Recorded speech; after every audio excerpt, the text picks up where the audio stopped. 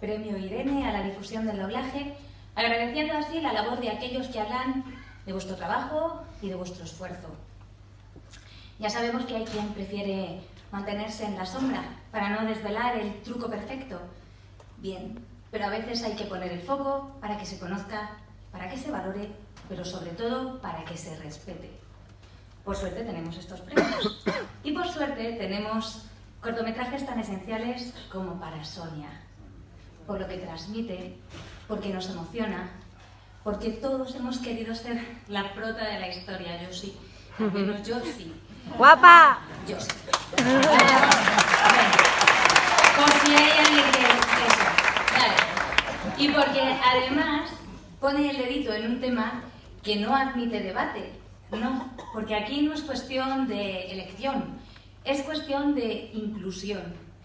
Inclusión, una palabra que se les suele olvidar a los que tienen la lengua muy larga y la empatía muy corta.